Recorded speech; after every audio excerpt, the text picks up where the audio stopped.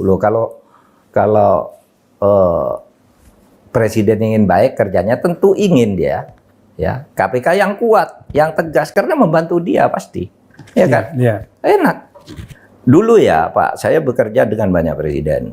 Pak SBY itu kalau merawat KPK, saya salut itu. Kalau ada apa-apa dengan KPK, dia lindungi itu. Saya tahu.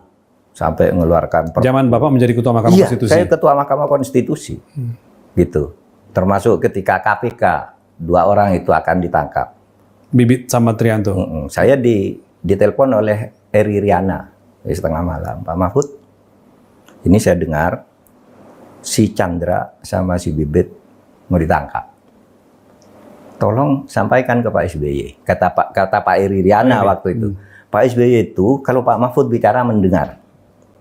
Subuh saya ke rumah Pak SBY di Cikeas. Pak, ini mau ada penangkapan Pak. Panggil Pak Joko Suyanto. Cegah itu jangan sampai terjadi. Pak Joko Suyanto dipanggil sama dia. Oke Pak Mahfud, kita kerja. Gitu Pak SBY loh. Sudah tertunda akhirnya ditangkap juga kan. Ngeyel ini, Polri-nya ini ngeyel waktu itu. Kan Pak SBY yang kemudian mengeluarkan Perpu agar tidak terjadi kekosongan. Nah ini Pak SBY kalau untuk KPK oke, komitmennya. Saya bekerja sama dengan dia melindungi KPK. Oleh sebab itu saya berani dulu kan gebrak lewat MK karena presidennya mendukung. Ya, contoh yang baik untuk presiden berikutnya Pak ya. Gitu ya.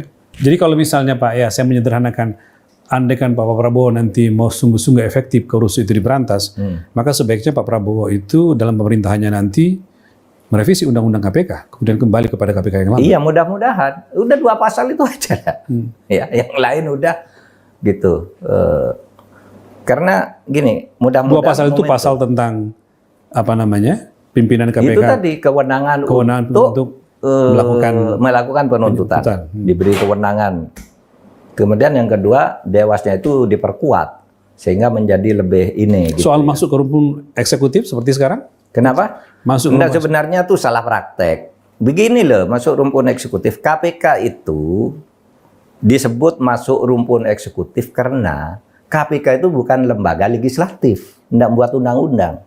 KPK itu bukan lembaga yudikatif karena dia tidak mengadili.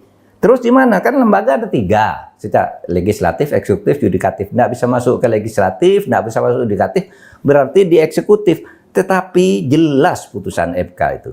Dia ada di rumpun eksekutif, tetapi bukan anggota kabinet. Ini kan salah praktek. Selama ini? Iya, selama saya jadi... Mereka hadir? Pak Firly hadir di sidang kabinet? Diundang dia di sidang kabinet. Kalau sidang paripurna selalu hadir. Lah apa urgensinya Pak Firly hadir? Tapi saya kan tidak boleh ya, itu apa namanya mempersoalkan itu. Tapi mestinya tahu, tidak boleh. Loh, itu kan demi penegak. Loh, kalau gitu lembaga lain yang seperti Pak Firly juga diundang dong. Komnas HAM, KPU, LPSK. Iya kan? Iya. Diundang, kenapa hanya KPK? Kalau dianggap bahwa itu penting untuk penegakan. Jadi itu persoalan praktek saja Pak ya? Jadi dia bukan lembaga eksekutif, tetapi dia masuk dalam rumpun eksekutif, kan gitu. Karena dia bukan legislatif dan bukan yudikatif. Gitu aja lah artinya. Bahwa KPK itu eksekutif, sama dengan KPU, sama dengan Komnas HAM, kan gitu sebenarnya artinya. Lalu orang mengartikannya itu bawaan presiden gitu. Nggak bisa. Baik Pak, berarti kalau kita kesimpulannya menjawab pertanyaan Pak Mahfud